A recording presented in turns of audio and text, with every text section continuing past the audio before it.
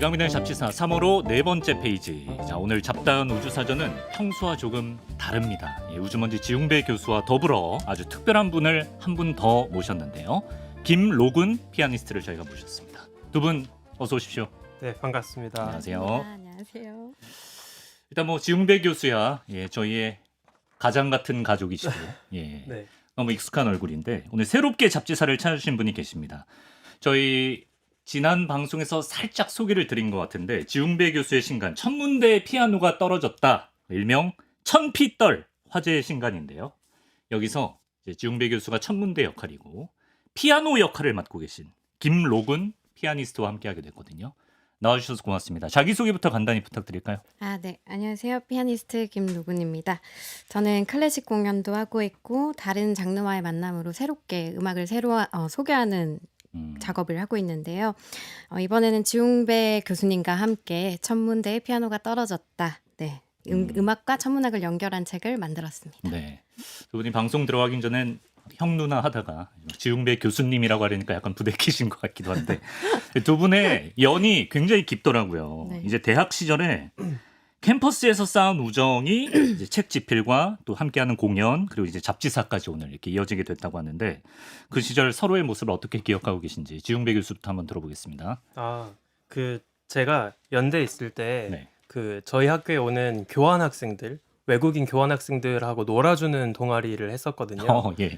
멘토스 클럽이라는 동아리인데 굉장한 인싸 동아리입니다. 그렇군요. 네, 근데 거기에 끼어서 이제 제가 굉장히 고생을 많이 했었죠. 네네. 근데 뭣도 모르고 들어갔다가 이제 거기서 2학년 때 회장도 했었고, 근데 이제 그때 거의 신입 회원으로 이제 늦게 들어왔던, 그러니까 학번은 저보다 위였는데 아마 동아리는 그때 들어왔었을 거예요. 동아리에서. 네, 근데 그때부터 굉장히 우아하고 뭔가 음악인의 면모가 풍기는 그런 선배였던 걸로 기억합니다. 왜냐면 이제 자기도 들을 차례거든요. 그래서 잘 깔아줘야 네. 또 오기 때문에. 당시 지 회장 어떻게 기억하고 계신가요? 우아하다고 하는 걸 보니까 아마 제가 기억이 안 나는 것 같아요. 저는 그때 여학생으로는 흔치 않게 한 3년 정도 휴학을 하고서 그리고 복학을 해서 이제 멘토스 클럽이라는 동아리를 들어가게 됐는데 이제 제가 음악대학과 그다음에 인문대학을 왔다 갔다 하는 사이에 딱 동아리방이 있었어요. 그래서 과제할 일이 있을 때 항상 동아리방에 갔는데 웅배가 가면은 10번 중에 8번은 한 그 동아리방에 있었던 것 같아요. 예. 그래서 가면은 이제 서로 뭐 각자 할 일 하거나 친구들이랑 얘기하거나 하는데 그때 항상 웅배의 머리 색깔이 뭐 핑크색, 보라색 막 그래, 이런 옛날에 색깔들이었어요. 사진 봤어. 그래가지고 이제 기억에 안 남을래야 안 남을 수가 없는 친구였는데 이제 그때는 뭐 사실 그렇게 깊게 친하진 못했지만 이렇게 깊게 친해질 정도로 책을 같이 쓸 줄은 몰랐습니다. 그러네요. 예. 네. 또 책을 같이 쓰시기 전에는 이제 우주 이야기와 음악이 어우러진 공연도 두 분이 같이 꾸려 나가기도 하시고 사이가 좋다고 하십니다. 예. 천문대의 피아노가 떨어졌다. 이 책도 궁금해집니다. 과거 지웅배 교수의 머리 색깔 같은 이제 표지 색깔인데요. 예. 언뜻 좀 교집합이 없어 보이는 클래식 음악과 천문학을 어떻게 엮을 생각을 하셨나요? 사실 이 책의 시작은 제가 아니라 김노근 피아니스트 분. 선생님께서. 이게 사석에서는 그냥 누나는 안 누나라고 돼요. 아무리 들어도 누나는 안 돼요. 네, 또 이제 저분은 저를 야라고 부르기 때문에 사실 조금 너무 어색하거든요. 예. 근데 아무튼 노력해 보겠습니다. 예.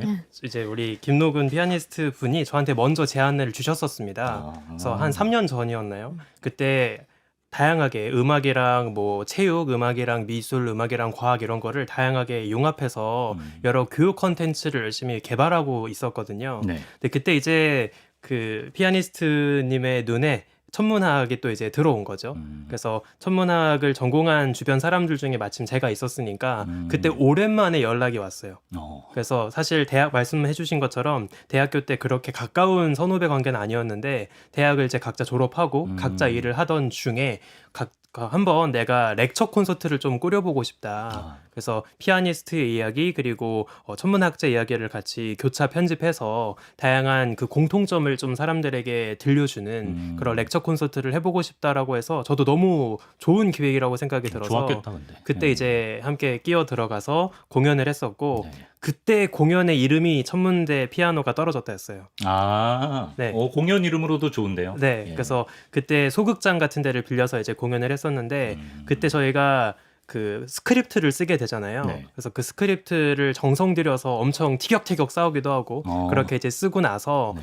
이게 뭔가 그냥 내버려 두기가 좀 아깝더라고요. 음. 그래서 마침 또 제 주변에 출판계에 계신 선생님이 계셔서 네. 자기가 열심히 러브콜을 보내서 한번 책으로 담으면 좋겠다라고 이제 설득을 했고 네. 그렇게 오랫동안 묵혀있던 글이 세상에 나오게 되었습니다. 그렇군요.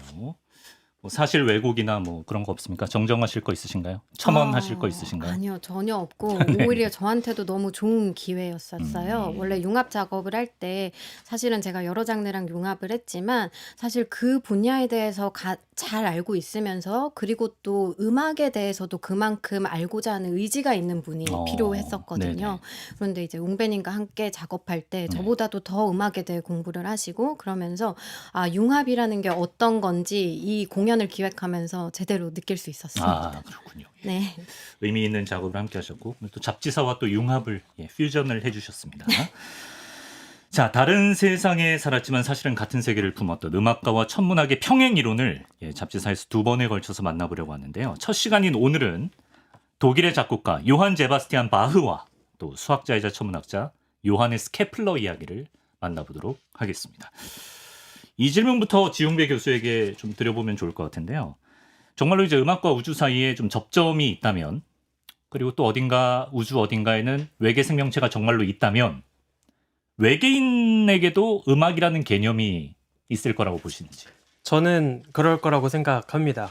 뭐 외계인이 어떤 청각기관을 갖고 어떤 가청 주파수를 갖고 있을지는 알 수 없지만 그들도 뭔가 박자를 느끼고 멜로디를 느끼고 감동을 어떻게 표현하는 다양한 표현 방식은 있을 거라고 생각이 들거든요.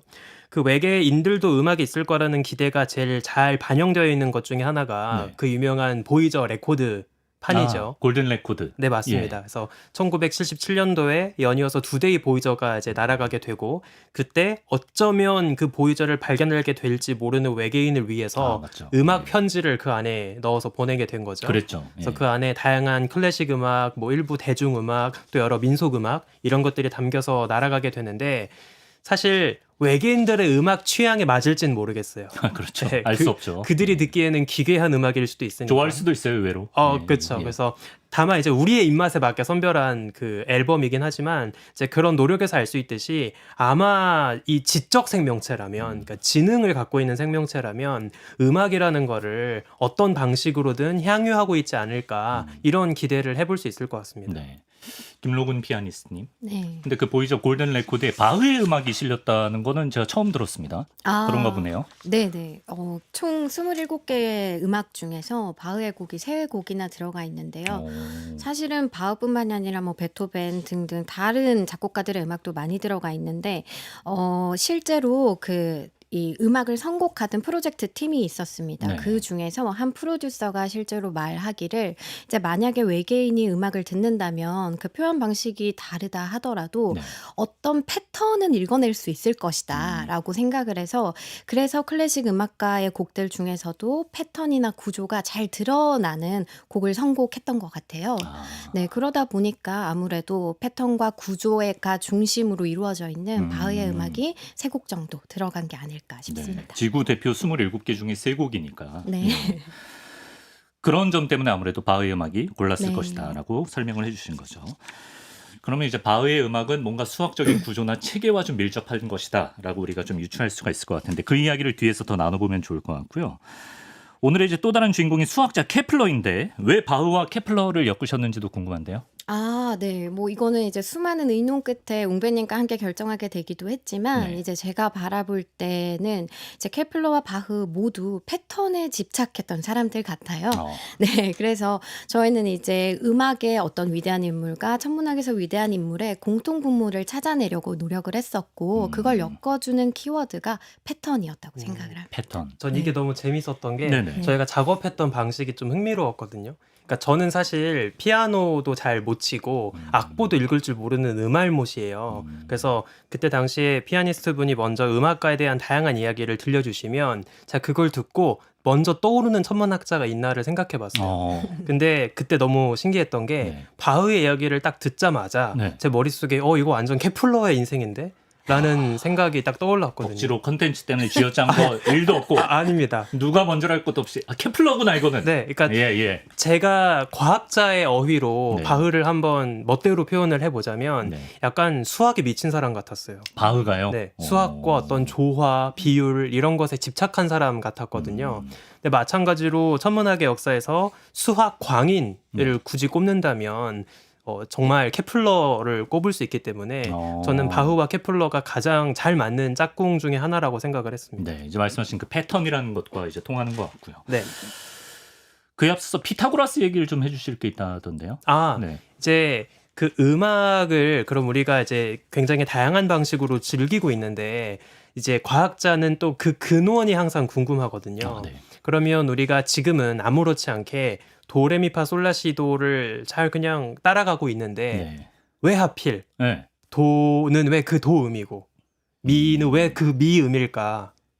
네. 네, 저는 지금 음정이 아무것도 없는 것 같아요. 뭔가 저도 말하면서 저도 약간 네, 예. 약간 이 맞지 않은 음정 같다는 생각이 좀 네, 들었는데 네.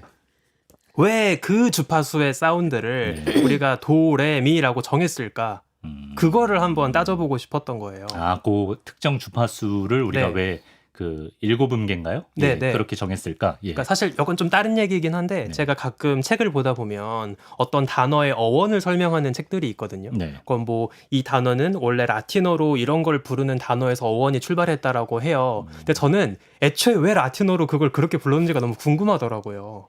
도레미를 왜 그렇게 불렀냐고요? 그러니까 네. 그 어떤 단어에 대해서 네네. 어원이 너무 궁금한 거예요. 어원의 어원이. 네, 그러니까 마찬가지로 음악에 대해서도 네네. 왜 하필 그 사운드를 그렇게 음으로 규칙을 정했을까?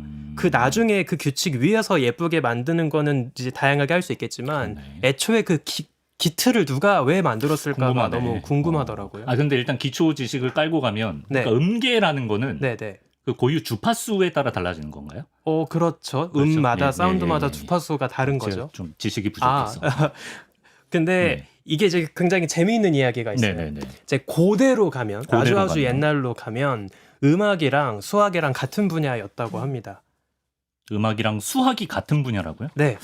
그래요? 우리가 고대에는? 지금은 약간 음악과 수학이 좀 먼 분야처럼 보이지만 그렇죠. 예. 옛날에는 수학자들이 연구하는 주된 연구 주제 중에 하나가 음악도 있었던 거예요. 근데 이제 아까 말씀하신 것처럼 피타고라스 네. 그 직각삼각형 하면 떠오르는 그 수학자가 그렇죠. 예. 음의 음계를 만들었다는 유명한 일화가 있는데 이제 소문에 따르면 예. 어느 날 길을 걷다가 대장간에 뚱땅뚱땅거리는 망치 소리를 딱 들은 거예요. 네. 근데 문득 듣다 보니까 망치의 소리가 좀 조화로웠던 거죠.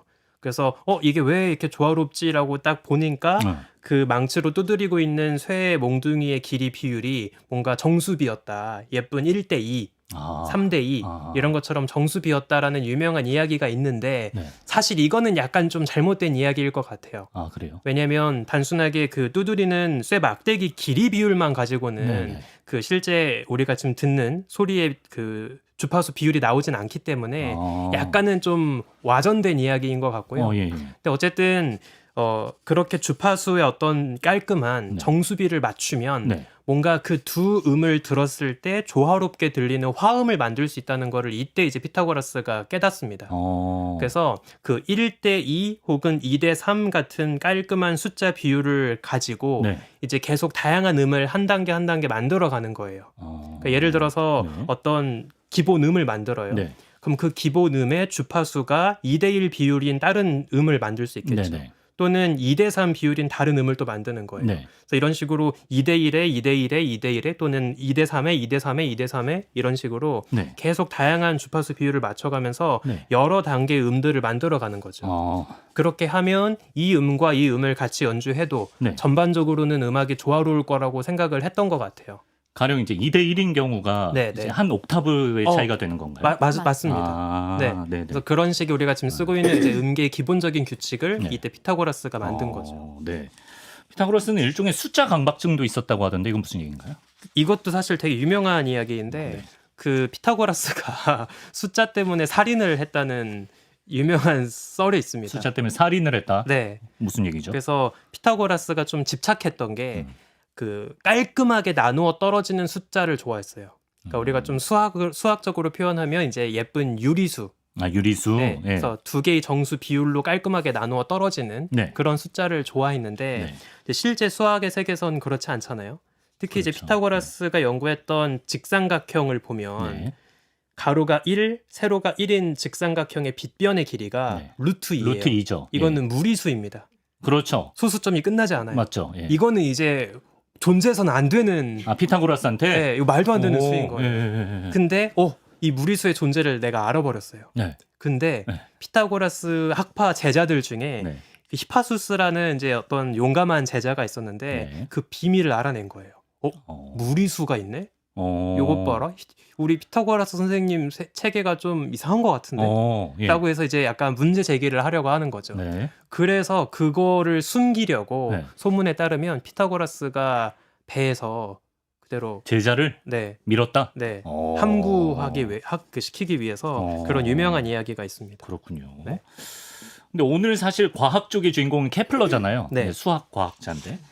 케플러도 수학에 집착했던 모양이네요, 선생님. 네, 맞습니다. 케플러도 아주 어렸을 때부터 수학을 너무 좋아했고 사실 천문학자뿐 아니라 네. 수학에 기반한 점성술사로도 아주 유명한 사람이었거든요. 네. 그래서 막 사람들 점도 보고 해서 돈도 나름 어렸을 때 많이 벌고 그랬어요. 네. 근데 이제 케플러가 어떤 거에 좀 집착을 했냐면 그 우주가 아주 수학적으로 완벽한 그 디자인 결과물이라고 생각을 했습니다. 우주가. 네. 그러니까 한 채 흐트러짐 없이 네. 정말 정교하게 어떤 장인이 깎아서 만든 아주 완벽한 예술 작품이라고 생각을 했어요. 네. 그래서 이 태양 주변을 돌고 있는 행성들의 궤도가 완벽한 원을 따라가야만 한다고 생각했습니다. 궤도가 네. 완벽한 원을 따라서 타원이면 안 되고. 네, 왜냐면 기하학적으로 제일 예쁜 도형이 원이기 때문에 네. 이제 케플러는 모든 행성의 궤도가 완벽한 원이라고 생각을 한 거죠. 네. 근데 당시 케플러의 스승이었던 티코 브라헤가 남긴 관측 데이터를 가지고 이리저리 이제 계산을 하다 보니까 네. 완벽한 원에 잘 맞지 않은 거예요. 아주 미세하게 살짝 오차가 있었습니다. 예. 근데 이게 얼마나 진짜 찌질한 오차냐면 네. 그 실제로 당시 케플러가 그린 화성의 궤도가 있는데 네. 화성의 궤도가 완벽하지 않은 원이라고 하면 네. 살짝 찌그러진 타원이 되거든요.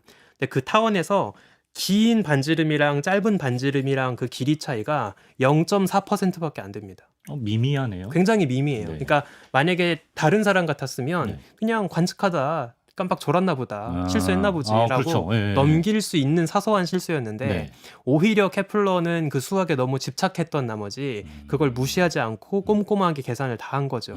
그래서 그걸 바탕으로 행성이 완벽한 원을 따라가지 않을 수 있구나. 조금 찌그러진 타원을 도는 게 더 맞을 수도 있겠다라는 이제 그 생각으로 넘어가게 되고요. 네. 그래서 그 수학적인 완벽함에 대한 집착을 버림으로써 네. 더 우주의 본질에 다가갔던 그렇지. 굉장히 큰 도약이 되는 거죠. 그러네요. 네. 그와 좀 유사한 게 음악 쪽에도 있다고 하는데 아까 이제 지웅배 교수가 말씀하신 피타고라스의 그 완벽주의 강박, 그러니까 우주의 모든 수는 좀 깔끔한 정수 비율로 표현할 수 있다는 이 주장을 음악가들도 좀 극복하려고 노력을 많이 했다고 들었습니다. 네, 맞습니다. 최초의 음계가 피타고라스의 음계였는데 그 음계에 맞춰서 연주를 하다 보면은 약간 그 7음계, 도에서 예를 들어서 7음계 기준으로 얘기해서 그 음계에서 조금만 벗어나면은 네. 갑자기 굉장히 듣기 싫은 소리가 나게 돼요. 피타고라스 음계에 맞추면. 네. 그러다 보니까 이제 음악가들은 아무래도 음악이라는 건 듣기에 편해야 되니까 네. 그러기 위해서 조금씩 이제 조율의 필요성을 느끼면서 이 음계 음계의 숫자를 아주 티가 안 나게 네. 조금씩 미묘하게 건들기 시작을 합니다. 네. 그래서 그렇게 건들면서 이제 조금 예쁜 숫자로 딱 맞추어서 탄생하게 되는 게 이제 순정률이라는 조율 체계인데요. 아, 순정률. 네. 예. 순정률이라는 조율 체계인데 이 순정률이라는 거를 맞추긴 했지만 네. 그래도 아직까지는 순정률로 음악을 연주한다고 해도 또 전조를 할 때 좀 불편한 음이 여전히 발생하기는 하는 그런 상태였습니다. 그런 그거를 불협화음이라고 하는 건가요? 네, 맞습니다. 아, 그래요? 네. 그럼 그 문제를 또 해결하려고 했을 것 같은데. 네, 맞습니다. 그 불협화음이라고 불리는데 그 당시에는 사실 지금은 현대 음악에 우리가 익숙하기 때문에 불협화음도 그다지 불편하게 듣진 않아요. 요즘 아, 현대 사회에서는. 네. 그런데 그 당시에는 그런 소리를 늑대화음이라고 부를 정도로 굉장히 듣기 싫은 울음소리 같다라고 표현을 했었거든요. 예, 예. 자, 그러면서 이제 이 문제를 해결을 해야 되는 게 네. 이제 실제로 예쁘게 들리는 울림을 우선시하면서 네. 그러면서 또 다른 이제 해결책이 필요했던 거죠. 네. 그게 이제 바로 바흐가 네. 이제 새로운 음악의 지평을 열게 된 평균율이라는 체계인데요. 평균율 이건 네. 어떤 겁니까? 평균율이라는 체계인데 요거 같은 경우에는 네, 네. 사실은 순정률이 네. 바흐 이전에는 굉장히 일반적이었어요. 굉장히 일반적이었는데 이제 그러다 보니까 작곡가들이 이 음계에서 벗어나질 못하는 거예요. 네. 왜냐하면 연주를 할 때 조금만 음악을 확장하려다 하다 보면은 소리가 듣기 늑대 소리니까. 싫어지니까요. 예, 네. 그렇죠. 그렇게 되는데 네. 이제 바흐가 우연찮게 이제 평균율로 조율이 된 피아노를 만나게 됩니다. 네, 그래서 어떤 공정에서 그 피아노를 이제 어떤 조율사가 가져와요. 네. 그래서 그 피아노를 바흐가 이렇게 연주를 한번 해봤는데 네. 기존에 연주하던 순정률의 악기와는 굉장히 달랐던 거죠. 그래서 조금씩 약간 그 아름다운 정수비를 자랑하던 순정률보다는 네. 듣기 불편하긴 하지만 예. 이거는 어떤 조로 옮겨가든 음악이 연주가 다 되는 거예요. 더 평균율로 좋은 게 연주해 놓은 있었네. 거는. 네. 예. 그러면서 이제 바하가 그 피아노에 흥미를 갖기 시작하고 네. 점점 이제 연구를 하기 시작하다가 결론적으로는 바흐가 네. 이제 이 평균율을 집대성한 네. 프렐류드와 푸가라는 바흐 평균율 클라비어 곡집이라는 아. 그 악보를 쓰게 되는 거죠. 프렐류드 예전에 피아노 학원 처음 다닐 때 들어봤던 것 같긴 한데 그거를 만든 거예요 그때. 네, 네. 그러니까 뭔가 정수 비율로 딱 나눠 떨어지지 않지만 비율은 좀 지저분해지지만 네. 뭔가 본질에 더 가까워졌다는 게 아까 그 피타고라스가 배에서 밀었다는 그 제자랑 좀 연결되는 것 같기도 하네요. 네, 그죠? 네, 맞습니다. 그 되게 재밌는 게 그 평균율 자체를 네. 처음으로 고안한 인물은 네. 또 의외의 그 천문학과 연결고리가 있거든요. 아, 그래요? 제가 평균율의 발명가라고 할 수 있는 사람의 이름을 잠깐 말씀을 드릴게요. 네. 빈센초 네. 갈릴레이. 갈릴레이? 그 갈릴레이인가요? 그 갈릴레이의 아버지입니다. 아, 그렇죠. 갈릴레오 갈릴레이. 네. 빈센초 갈릴레이가 아버지예요? 네. 예, 예. 그러니까 네. 천문학자 갈릴레이의 아버지가 평균율을 만들었다는 것에서도 알 수 있듯이 그래요. 그 천문학과 음악을 고민하는 네. 그 사람의 세계관이 네. 상당히 좀 겹쳐 있다라고 볼 수 있는 거죠. 그렇군요. 여기서 그 옥타브의 주파수가 12개 간격으로 나눠지는 게 도출되는 거군요. 잠깐 도움을 네. 드리면 네. 이제 우리 피아니스트님이 잘 말씀해 주신 것처럼 네. 그러니까 옛날에는 그 피타고라스가 집착했던 간단한 정수비 그렇죠. 자체만 집착을 하다 보니까 네. 약간 이런 식인 거예요. 그게 말씀하신 순정률인 것이고. 네, 맞습니다. 네, 그래서 그렇죠. 네. 어떤 기본음이 있으면 네. 얘를 한 옥타브씩 계속 2배 주파수를 변화시키는 거, 네. 그다음에 2분의 3배씩 변화시키는 거 이런 방식이 있겠죠. 네. 근데 만약에 이게 완벽하려면 2배씩 변화시킨 거랑 2분의 3배씩 변화시킨 거랑 결국엔 언젠가 또 같은 음으로 만나야 돼요. 그래야 이 도량형을 맞출 수가 있을 거 아니에요. 네. 근데 이게 사실은 2를 아무리 곱해도 네. 2분의 3을 여러 번 곱한 어떤 숫자랑 맞출 수가 없습니다. 그래서 여기에서 계속 미세하게 어긋남이 발생하는 건데 네. 이거를 그냥 그 완벽한 정수 비율을 포기하고 그냥 한 옥타브를 12등분 하자가 된 거예요. 균일하게. 네. 예. 그러면 그 각각의 음 사이의 진동수 비율은 네. 1대 1.509 정도 되거든요. 예. 그러니까 이거 완벽하게 예쁜 정수는 아닌 거죠. 예. 네. 하지만 그냥 이렇게 등분을 해 놓으면 네. 우리가 조성을 막 들쭉날쭉 해도 네. 계속 같은 비율로 변하니까 네. 굳이 매번 조율할 필요 없이 편안하게 음악을 이제 할 수가 있었던 거죠. 그게 평균율의 장점인 것이군요. 네. 그러니까 이제 12개라고 하는 게 도레미파솔라시의 그 흑반까지 그죠? 합해서. 뭐 도샵, 레샵, 네. 뭐 파샵 이런 거 해서 네, 12개인 맞아요. 거죠. 네. 균일하게. 그래서 사실 저도 옛날에 네. 그 얘기를 듣고 너무 재밌었던 게 네. 좀 상상이긴 하지만 만약에 평균율을 우리가 아직도 안 쓰고 있다고 하면 우리가 이제 음악에서 연주 공연을 할 때 네. 조성을 막 넘어가고 싶잖아요. 어. 그러면은 잘 뭐 다장조로 치다가 갑자기 장조 옮기려면은 네. 조율사가 후다닥 와가지고 그렇게 되는 거예요? 그렇죠, 그렇죠. 아, 조율을 네. 그때그때마다 해야 줄을 되는 다시 거구나. 바꿔줘야 되는 아. 거죠. 조율하고 그 다음에 또 이제 연주하고 기준이 달라지니까. 네. 그런 아. 미래도 가능한 거죠. 네. 근데 요거를 조금 설명을 조금 좋습니다. 더 드리면 예. 요거는 이제 평균율을 설명할 때는 네. 피아노 기준이라는 걸 상상하시면서 들어야 돼요. 왜냐면 바이올린 같은 경우는요.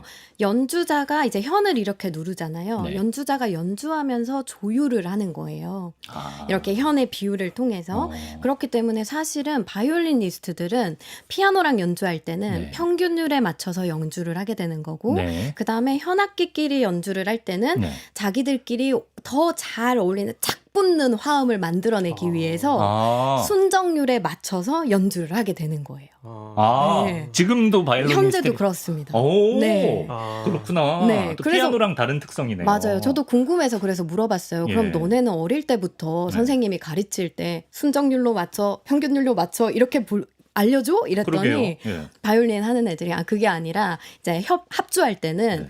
뭐 첼로에 붙게 연주해 이렇게 얘기를 한대요. 그러니까 첼로랑 화성이 딱 맞게 네. 그게 이제 순정률인 거죠. 어쨌든 네. 모드 전환을 하시는 거네. 바이올리니스트. 와, 대단하다. 피아노랑 할 때는 피아노에 딱 붙여서 연주해. 이렇게 하면은 평균율에 붙이라는 거죠. 야. 네, 이렇다고. 피아노가 건반으로 되어 있으니까 네. 약간 아날로그와 그렇겠네요. 달리 네. 좀 디지털화된 악기인 거네요. 평생 처음 알았어요. 그 사실을. 네. 오, 대단한데요. 네. 그래서 아까 이제 평균율의 매력을 보여줄 수 있는 클라비어 곡집이라는 걸 이제 바흐가 네. 남겼는데, 네. 네, 이게 굉장히 입지전적인 작품이라고 하고, 네. 그래서 바흐가 서양 음악을 만든 음악의 아버지다라고 네, 그렇죠. 불리는 거군요. 네. 예. 그러면 클라비어 곡집이 떠오르지도 않고 너무 궁금해져서 감사하게도 저희가 오늘 요청을 드렸더니 김로군 피아니스트께서 잡지사를 위해 바흐의 곡 하나를 직접 또 연주해 주신다고 들었는데 네. 어떤 곡을 저희를 위해서? 네. 지금 말씀드렸던 평균율의 클라비어 곡집은 총 24개의 곡으로 구성이 되어 있는데요. 네. 제가 오늘 들려드릴 곡은 그 모든 책 중에 첫 번째 곡. 네, 1권의 1번 프렐류드를 들려드리려고 합니다. 네. 그래서 요 곡 같은 경우에는 이제 지금 계속 평균율을 말씀드렸는데 예전에는 곡 하나 안에서 음계를 바꿀 수가 없었어요. 그런데 이 곡 같은 경우에는 우리가 가장 잘 알고 있는 도미솔 화음으로 시작이 돼요. 도미솔. 네, 도미솔 화음이 계속해서 반복되다가 네. 중간중간에 완전 다른 조성의 화성이 나오게 되는데요. 이제 이게 가능하다라는 걸 보여주기 위해서 바흐가 쓴 첫 번째 곡이니만큼 네. 네, 그 부분에 주의를 기울여서 들어보시면 들어보면 재밌을 것 같습니다. 잘 들릴 것 같아요. 네. 그럼 청해 듣겠습니다.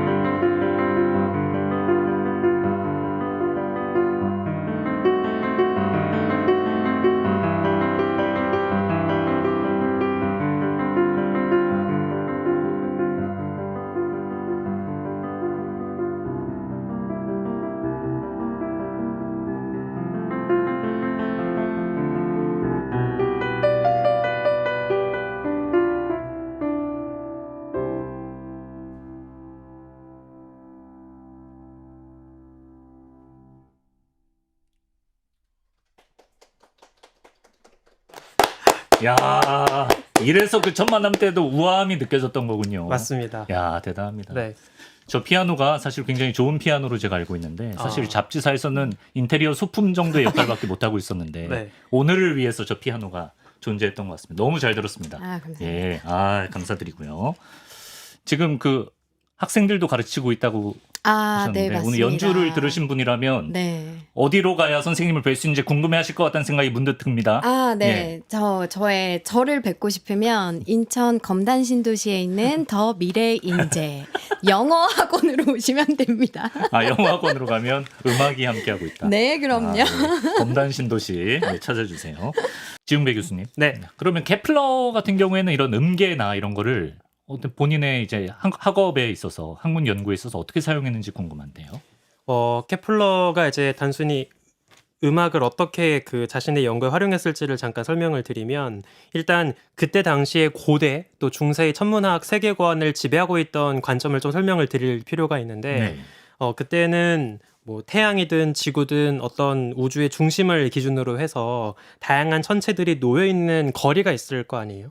근데 그 거리가 아무렇게나 놓여 있는 우연의 결과일 리가 없다고 생각했어요. 그러니까 그 안에는 어떤 뭐 조물주의 원리가 숨어 있을 수도 있고 또는 우주의 어떤 섭리가 숨어 있을 수도 있고, 그러니까 이유 없는 우주는 없다고 생각을 한 거죠. 네. 그리고 그 이유는 수학이다라고 생각을 했고 마찬가지로 수학에서 발전된 분야 중에 하나가 음악이었기 때문에 음악에서 듣기 좋은 화음, 조화가 있잖아요. 그러면 듣기 좋은 음악에서 만들어낸 법칙과 똑같이 네. 수학에서도 그게 제일 아름답고 예쁜 수학적 조화일 거라고 생각을 한 거고 네. 음악에서 나온 답이 그대로 우주에 적용돼 있을 거라고 생각을 했던 거예요. 네. 그러니까 음악에서도 아름답다면 네. 마찬가지로 그 형태가 우주에서도 제일 아름다운 형태일 거다라고 생각을 했던 거죠. 네. 그래서 아까 소개드렸던 그 케플러의 음악 같은 것도 이제 가장 안쪽 궤도에서 빠르게 돌고 있는 수성으로 가면 음계가 더 올라가고요. 높은 음으로 바뀌고요. 그렇죠. 이게 짧으니까. 네, 그렇죠? 맞습니다. 네. 더 높은 음이 나는 금방 거죠. 도니까. 예, 예, 예. 반대로 목성, 토성으로 가면 더 낮은 음으로 내려갑니다. 네. 이제 거기에 더해서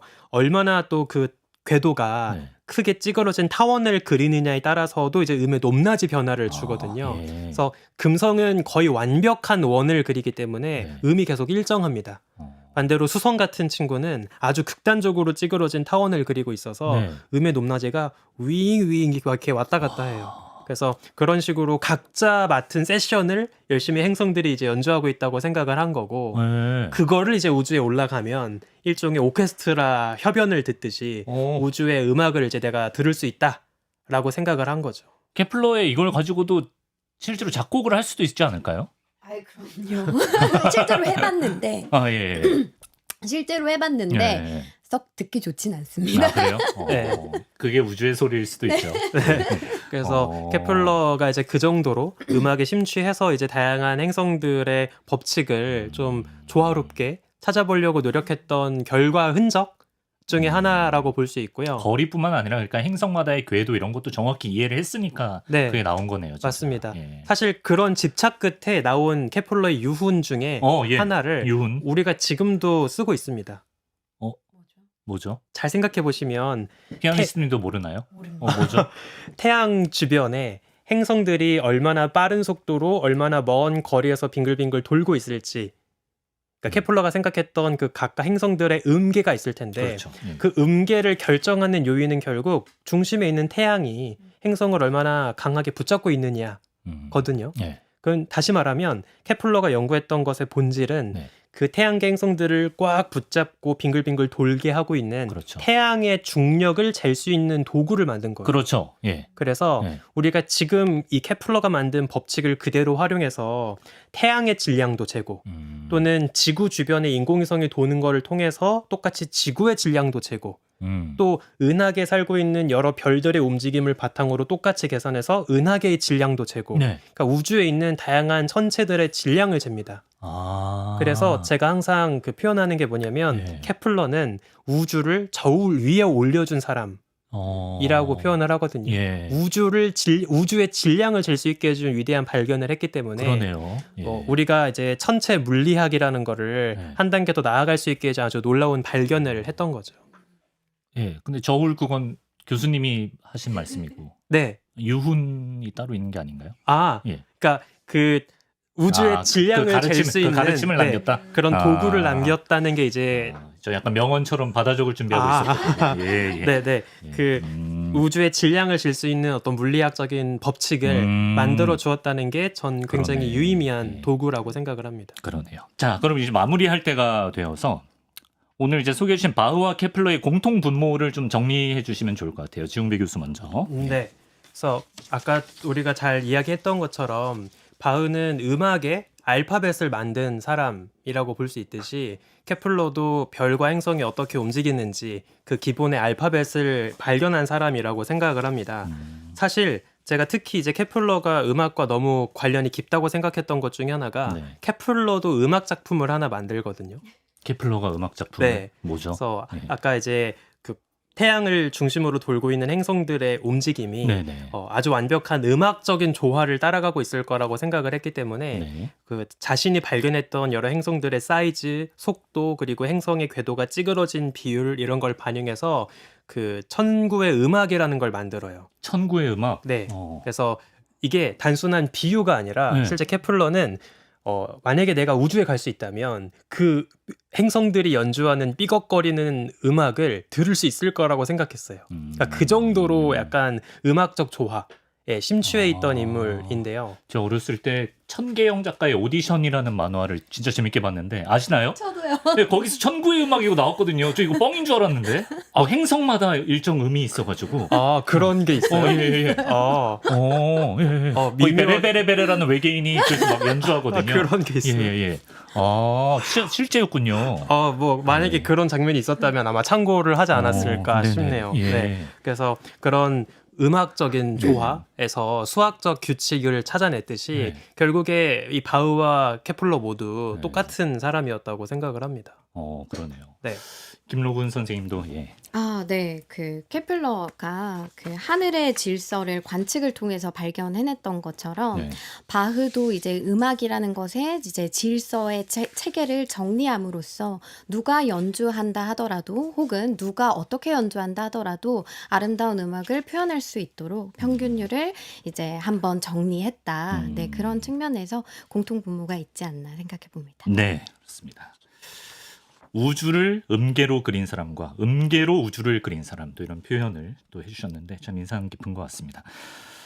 오늘 바흐와 케플러 더하기 김로군과 지웅배의 콜라보로 함께했는데요. 어떠셨는지 짧게 듣고 마무리하겠습니다. 네. 일단 오랜만에 또 뵙게 돼서 너무 반가웠고요. 네. 이 음악을 저도 사실은 잘 몰랐지만 이 책을 작업하면서 너무 아름다운 세계라는 거를 저도 뒤늦게 깨달았거든요. 그래서 많은 분들이 우주뿐 아니라 음악도 많이 듣는 그런 하루가 되었으면 좋겠습니다. 네. 김로군 피아니스트. 네, 저도 이제 웅배님과 함께 작업하고 또 이렇게 오랜만에 만나면서 이제 제가 하던 분야를 다른 사람의 시각으로 볼 때 훨씬 제게 또 풍성해지고 재밌어지더라고요. 그래서 이제 여러분들도 그런 거 한번 느끼셨으면 좋겠습니다. 네, 저희가 두 분의 만남 한 편 더 가니까 기대 많이 해주시면 좋겠고요. 지금까지 케플러와 바흐가 그린 우주의 악보 이야기 두 분과 함께했습니다. 말씀 고맙습니다.